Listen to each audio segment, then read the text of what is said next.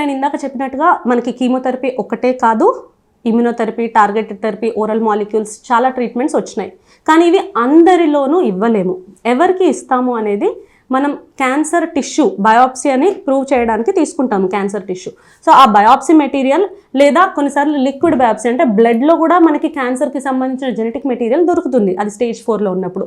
So either from blood లేదా tissue ఏదైనా సరే దాని మీద మ్యూటేషన్ అనాలిసిస్ అని చేసుకుంటాము.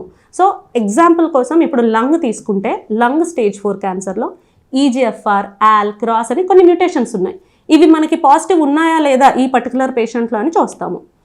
ఇది పాజిటివ్ ఉంటే దానికి తగ్గ ట్రీట్మెంట్ స్పెసిఫిక్గా ఇస్తాము. సో EGFR మ్యూటేషన్కి osimertinib అనే టాబ్లెట్.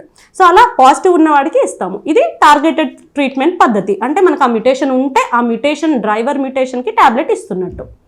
వెరస్ ఇమ్యూనోథెరపీ ఎలా పనిచేస్తుంది అంటే మన బాడీలో ఏదైనా సరే ఒక foreign organism or foreign tissue లాగా ఫామ్ అవుతున్నప్పుడు స్వతహాగా ఇమ్యూనిటీ అనేది దాన్ని చంపేయడానికి ట్రై చేస్తుంది. సో మన బాడీలో T సెల్స్ అని, B సెల్స్ అని ఇమ్యూనిటీ సెల్స్ ఉంటాయి.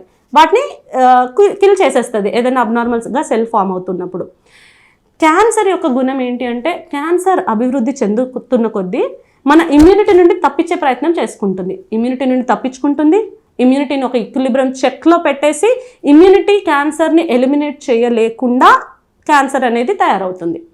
సో మనం ఇమ్యూనోథెరపీ ఇచ్చినప్పుడు ఏదైతే ఈ చెక్ పాయింట్ ఇమ్యూనిటీ నుండి దాగి ఉన్న క్యాన్సర్ సెల్స్ ఆ చెక్ పాయింట్ని అనేది తీసేస్తాము. So immune check point inhibitors అంటాము. ఇమ్యూనోథెరపీ యాక్చువల్ పేరు ఇమ్యూన్ చెక్ పాయింట్ ఇన్హిబిటర్స్. వాటిలో మనకి 4-5 రకాల ఇంజెక్షన్స్ ఉన్నాయి. ఆల్రెడీ అన్ని cancers majority of the cancer stage 4లో వాడుతున్నాము.